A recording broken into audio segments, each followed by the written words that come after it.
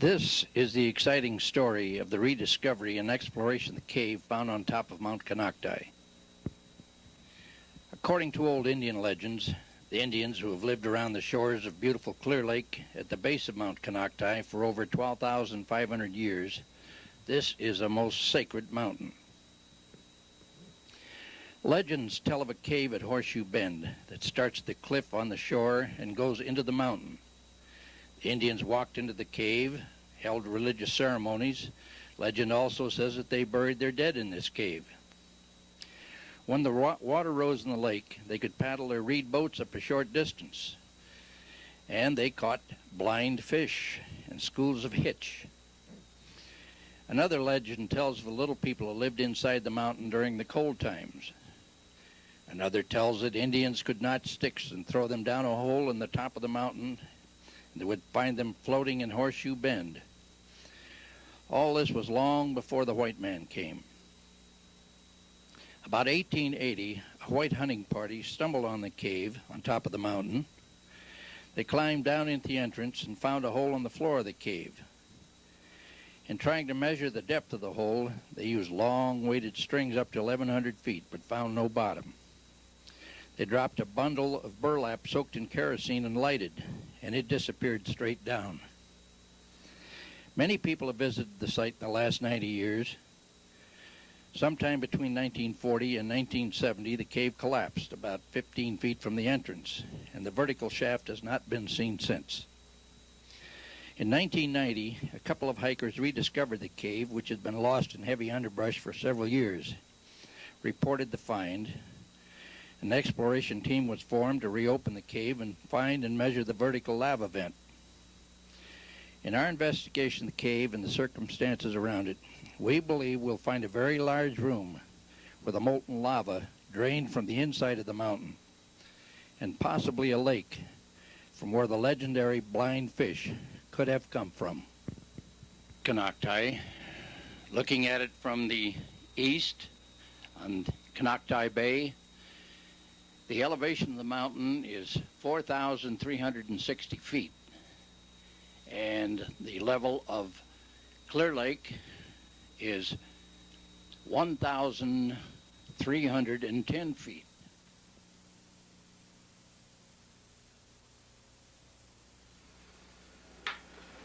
This is what we expect to find once we get inside the mountain. This is what I think our mountain looks like on the inside. Here's the vent that we're working in, and this is the cavern we expect to find down inside. Up to 2,000 feet from this point on over, anywhere from 2,000 feet up to 2,600 feet in altitude. We expect to find the largest room in the world here. This is the lake we expect to find down underneath where the blind fish are. This is a little dirt pile that fell down from the earthquake or whatever caved in the vent up above. Now, the lake we expect drains out through this cavern. This underground river runs on through over into Horseshoe Bend.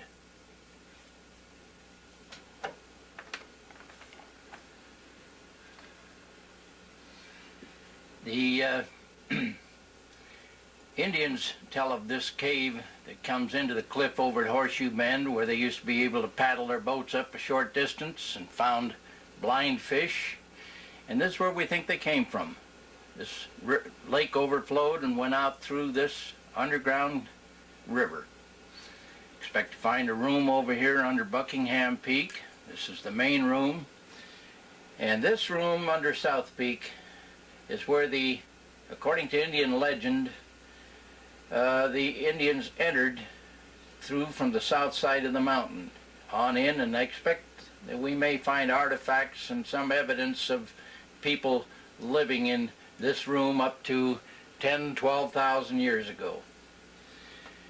Now, as you can see, the lake inside the mountain is higher than the surface of Clear Lake. I believe about 300 feet above the surface of Clear Lake. Now, at this point in in Konokti Bay, there's a mobile home park where they've drilled a well, and when they broke in, why the water surged about 50 feet. The well had to be capped, and to this day, when he pulls the cap off, this water, after a rain and the lake is full, this well will shoot water out about 50 feet. So I believe that this is a logical lake right inside. And as you know, Highway 29 on the back side, on the west side of the mountain, is about 700 feet above the surface of Clear Lake here. And all the water on the west side of the mountain has to drain in, and I believe drains on into the lake. Now, there are no rivers or wells or any evidence of water coming out of Mount Konokti itself, anywhere on the mountain. So I believe that all the water that seeps into the mountain and on the west side comes in and forms this lake on the inside. And again, I say it drains out through this underground stream in this cave over into Horseshoe Bend. Now, this is the vent that we've had reports of the Indians dropping notched logs down that floated out. Also, a cave over near Howard Peak here that also a man that I talked to actually himself threw a log down with his name carved in it, and it fell down into here and came out. We've had reports of square pieces of wood blocks painted in colors that were thrown down this hole and came out. Also, a mountain behind here, Clark's Peak, where the Girl Scouts about 60 years ago threw some sealed, painted cans down a hole in that mountain. Went down into the lake and also came out into Horseshoe Bend. I believe once we get down in, this is what we're going to find. And now I'm about to show you what we had to do to get into this vent.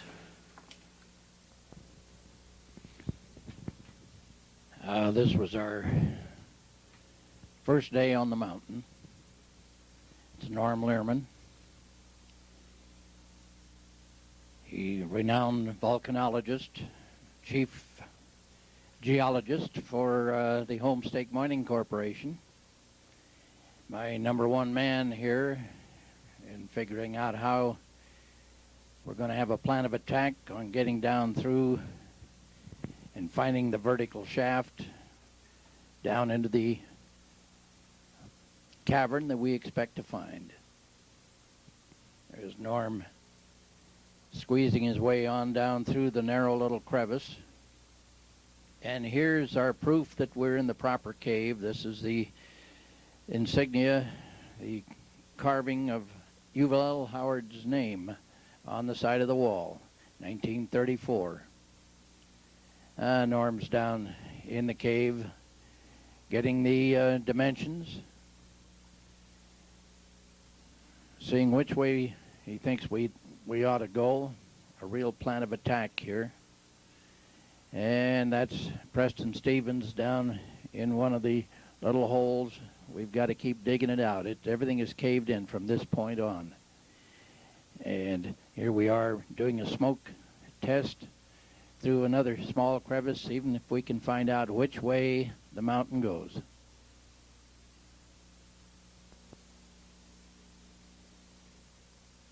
This is Norm Learman again, and we've got a magnetometer up here. He's taking readings in the magnetometer every 2 feet in about 4 different directions.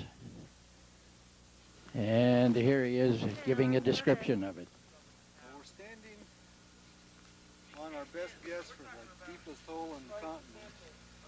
We've run a magnetometer line now in 4 different directions. One right parallel to the camera's view, one at right angles, and another one diagonal off of each of those lines.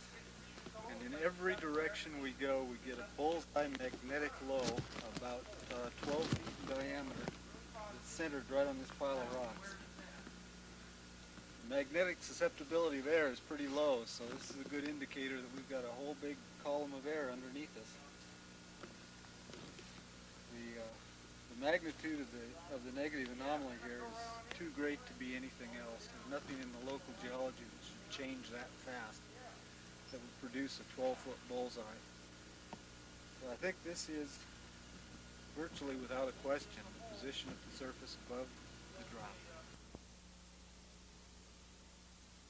We are out in the lake. It's February, and we're going to do some tests on try to find the cave down in the lake that the Indians reported. We have a bunch of certified divers on the team here, and of course, you can see as we went out, the weather got bad. Here's down on the bottom. Now, what a surprise. Here, these are catfish, baby catfish, and we've often wondered where the catfish were spawned in the lake, and here down in the gas holes in the lake that we're exploring, some of them go down 60 feet, one of them goes 70 feet below the bottom of the lake bottom. And look at the millions of little catfish here at these vents. And this is the water up above the vent. This is gas hole 18, and you can see the water, the bubbles forcing the water up. And in 6-minute intervals, there's every 6 minutes a fresh batch of bubbles comes up from the bottom, and it gets very violent upheaval here, and then it tapers off. You're looking at gas hole 18 at this time, and there's the divers, Norm and Preston Stevens, with Nelson Hopper. And you see, it's things like that we have to learn to recognize. See, I don't know. I brought this along. That's, you know what that is. That's that Angelica root. You could. This here, this isn't just an ordinary one. Most of the stuff you find of that around the bottom area, way down the hill, is just what they use mostly for the eating the green shoots. They're kind of like wild celery. That's all. But there are places you get the medicinal type, and this is part of that. You know, it's different. See, a lot of the younger people don't. My nephew Jim, he probably doesn't know that either, but he's never asked me. You know, so I just left that there. Probably it'll dry up and blow away one day. But I feel I'm glad I came. Good. Really. Good. This is old. This goes back to your ancestors, I'm sure. Carry that with you, Renee. And I want to give him that piece. This is yours when you get to it. All right. Just take it with you. You don't need to. You can do what we do here. If you don't need to do it. But take it with you. And when next time you come back up sometime, if you think about bringing it back with you. I will. And that kind of thing. There's other things that I think it'll make you feel better. Good. So. Well, one of the reasons we're here, Nelson, is we want to be sure that we're sensitive to your people's beliefs and your tradition, and we don't want to do something that'll offend the spirits of the mountain. Wrong thoughts and things. You're curious too. Yes. And you'll respect things that are unexplained or something. There's Norm just peeking through. I see you got the camera going. Okay. Yeah, hi, Leroy. Now they're down a good 15 feet away. I'm zoomed in on them down through that little bitty hole. And you can bet your sweet Bippy I'm not going down there.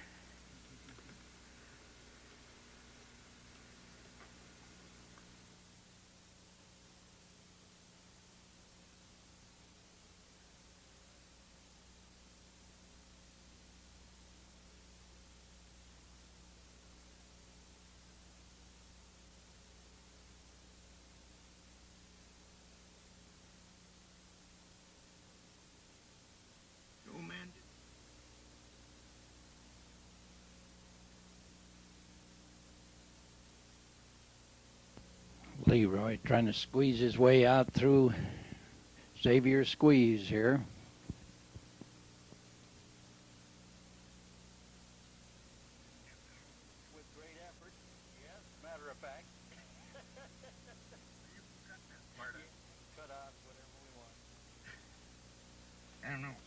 maybe I'm here for good. I like to kind of hold on to that rock up in front of you there and just kind of wiggle your head. Yeah, I got it. We'll make it eventually. I guarantee you I'd have never got down there. Might have to go back and take all the nickels out of my pocket or something. Maybe he can push your feet. Yeah, I'll make it.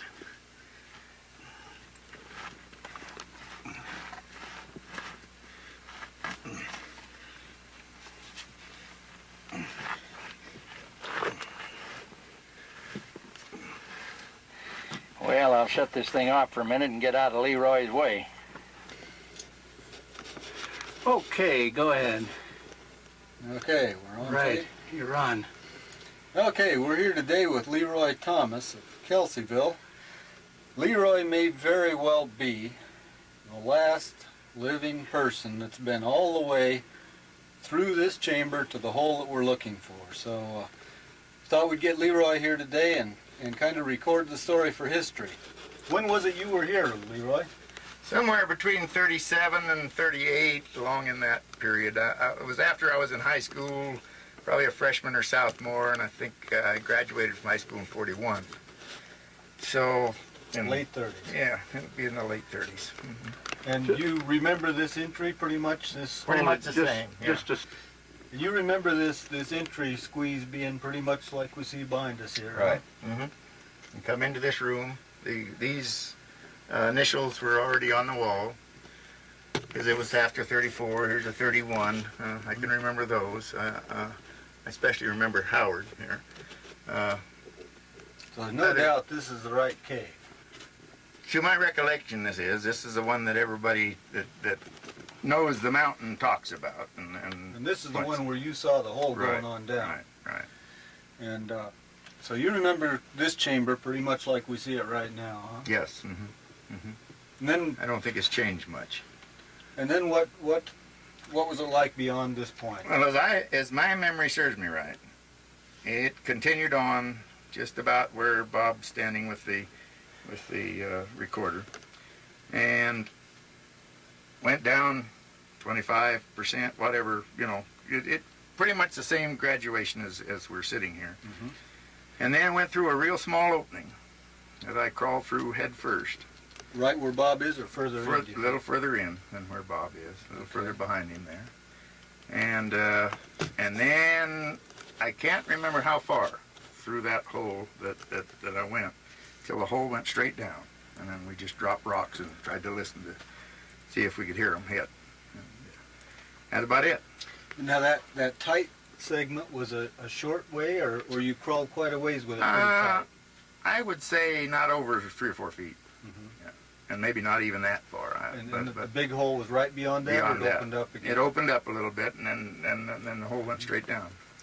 Now, were you able to crawl on your hands and knees, or was this pretty much a belly crawl, a I squirm? belly crawled through the hole, and I'm not sure whether I was scared enough that I didn't get that, and sit upright, or whether I just stayed there and dropped rocks in, Mm-hmm. because at that age you thought any minute the whole thing was going to cave in on you, of course. and Well, would it be fair to think, I've thought about that side of it, the kind of the emotional side, Mhm. and it seems to me if it had been a long ways, if it had been 50 feet, you'd probably remember that, Yeah. wouldn't you? I don't remember it being that far. So you'd guess, right now we can see down there a total of, say, 25 feet from the entrance or so. You think it was probably a little further than where we can see? I think it was, yes, I think it was. Maybe could it be another 10 feet? I don't think it'd be another 20 feet. Yeah. If my memory serves me right. Now, in that veering off to the left there, it could have veered off slightly. I don't recall it. It seemed to me like we went straight down, but didn't you say somebody that was up here said they went off to the left? And Nobody else has Lynn made it clear to Hansen. the hole. Lynn Hansen made the statement that he came down, and then he had to make a turn to the left, and it got real dark, and he chickened out and came back out again, and he thought he was down in about 25 feet at that time. But now he never went to the final hole. He never went all the way to the hole. far as we know, you're the only person we've found that's described seeing the hole itself. Yeah, yeah. And it went straight down. It went straight down. And what was it like as you remember it? Was it a little crack or was it a round No, opening? it was a, I don't know if it was round. I don't know whether it was symmetrical. Yeah. But it was, you know, as I recall, a pretty good sized hole. Maybe like that. You know. A couple of feet across, Yeah, maybe? maybe 18 inches, something like that. Uh-huh. A couple of feet. And do you remember looking down into it, or you were just kind of off on the edge? More off on the edge, kind of reaching over and, you know, drop and then stick my head right down into it. But we were listening for the rocks to hit, you know, on the bottom, couldn't hear anything. You said you thought last time I talked to you, possibly you'd brought a flashlight with you here. Yeah, I think we bought one of those, what was it, 3-cell, 5-cell, like that. And also had some matches. I remember lighting the matches and they'd just go out, you know. Enough of a draft, Yeah, you yeah. just suck them Yeah, right just out. suck 'em out, yeah. As I recall, the old flashlight wasn't too great either. But enough that you could make out where you were going. Your hand's right in front of his face. There you Okay, go. Bob, why don't we go ahead and trade places now, and we'll get Leroy and I down there, and you get up and shoot back this way at us, and we'll see what we can talk. Go. Okay, I'm standing right here in the mouth of Javier's squeezeway, headed back down into the lower chamber. This angle, Leroy, coming down this way, we're headed about north 20 east or so. That feels pretty good to you, doesn't it? Yes, as I recall, yes. Now you understand we've dug all this out, Right. so you could have been coming Could have been through. up, and that could have been the small squeeze place right there by Bob's knees, as far as that goes. You know, if Yeah. we were up higher. And you remember it being at a pretty constant slope, huh? That's the way I recall it. You don't Pretty constant remember slope. turning Well, going- it could have, you know. It Oh, could a have, bit. yeah, But you don't not, remember dropping off not- anything, no, say? I don't remember that. So, if you We are back down in the cave. We're down just outside of the area where Javier's hole is. We've gone through this little entrance back out to the new lower entrance that we've made, and this is a view looking pretty well up into the top of the cave. This is the floor. That's our safety belt hanging there, so we won't fall through, and if we do break in.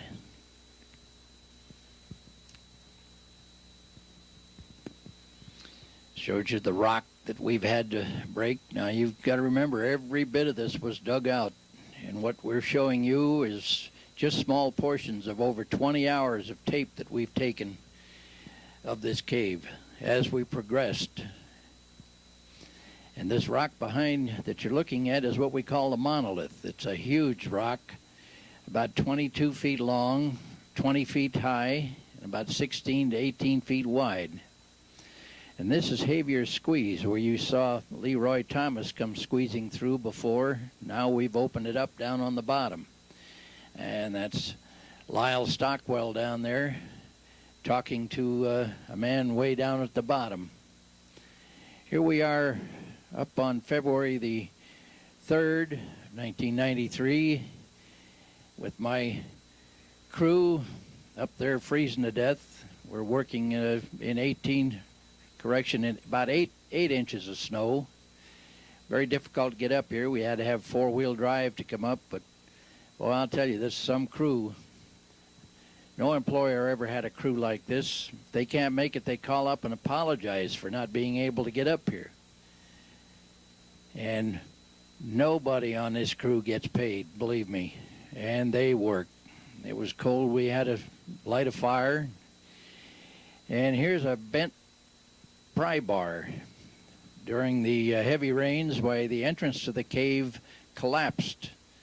About 4 cubic yards of dirt fell down from the ceiling, and we had to re-clean it out, and look what it did to that bar. Now we've re-cleaned out the entrance so we can get through here, and we're taking a picture of Buck down in the bottom of the Javier's hole. He's down about 18 feet at this point. And every bit of this has to be dug and loaded into buckets and hauled up clear up to the top of Javier's Hole, then on out through the lower entrance. We've probably removed 100 cubic yards of dirt out of this cavern so far. We've made our own cave, really. What keeps us going is the fact that Leroy said it's here. And here's a view from the bottom of Javier's Hole looking out through the entrance, the upper entrance, which is now coming up on 27 feet, straight down from up there. Here's a piece of rock we pulled out of the bottom. It's heat formed, and that's a piece of, it's like glass on it. It's a coating that extreme heat is coated on the, and it's almost like it chips off like glass. This is a piece of latex rubber that we found down under that. Now, how those pieces got down, way down 22, 24 feet, 25 feet, a piece of latex rubber. Evidently, this hole had to be open at one time, and these things fell down. And we dug this one out of a big chunk of dirt. Now we're at the bottom of Javier's Hole, and this, we're going sideways now. We've got to go, this is all rock, interlocked rocks, and we've got to pick the dirt out from between them, then get the pry bar and pry out the pieces of rock. And we feel that the vent is right behind this wall, about 6 feet, 7 feet, straight ahead of us. I'll explain as soon as we have another view here just what we're trying to do. We're moving in a straight forward now on a 020 degree heading, and I believe another 5 or 6 feet through this wall we're going to break into the top of the vertical lava tube, the vertical vent, into the big cavern we expect to find down underneath.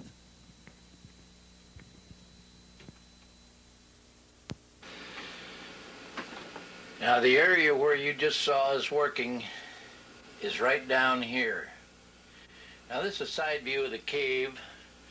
The upper entrance where we first started came down through here. This is the area where the insignias, Howard's name carved in the wall right in this area. This is where you saw Leroy Thomas and Norm Lehrman standing. And at this point, from here all the way down had caved in. All this was loaded with rocks and dirt, and we've had to dig every bit of this from this point all the way down with and take the dirt out with a bucket. Now this is Javier's Hole. This is the top of the what we believe to be the vent. This is where we believe the vent was. Now, seeing as this all caved in, it took up to 12 people on a bucket brigade to work from this point all the way through and take the dirt back up out of this hole and then dump it. So what we did is we drilled a hole at this point, and we broke into the cave down here, opened this area up for a lower entrance, and that's where you've seen us working at the last part, through this lower entrance here. And as I say, the old vent used to be right, opening was here, the one that Leroy Thomas talks about. But the cave-in covered this whole area up and destroyed this opening. And it is so unstable in this area that if we removed any more material here, this entire top would cave in and come down. Now, we had to go back from this area back over into Javier's Hole, and we've gone down now where you saw us looking down and looking up 27 feet to the bottom of this hole, and now we're running sideways, digging that passage, which you saw him just digging, and we're going over into the vent at this point.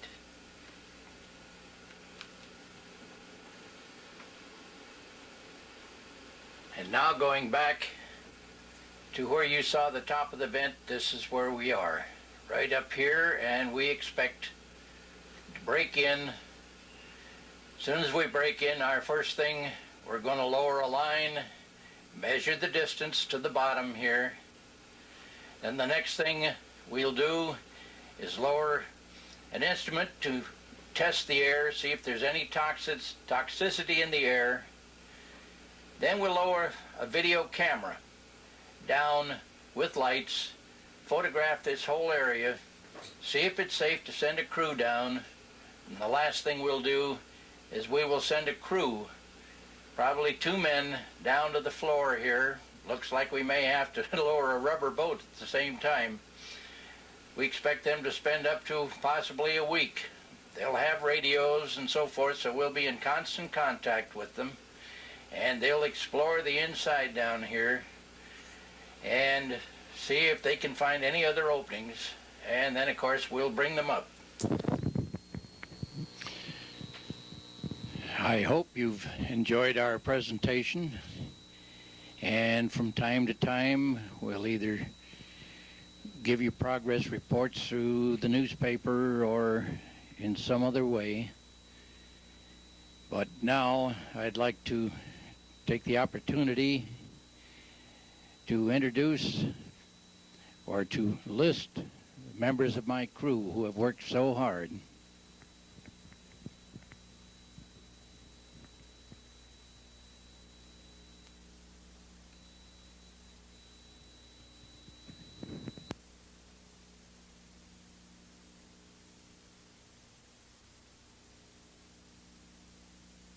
Just remember, nobody on this crew got paid.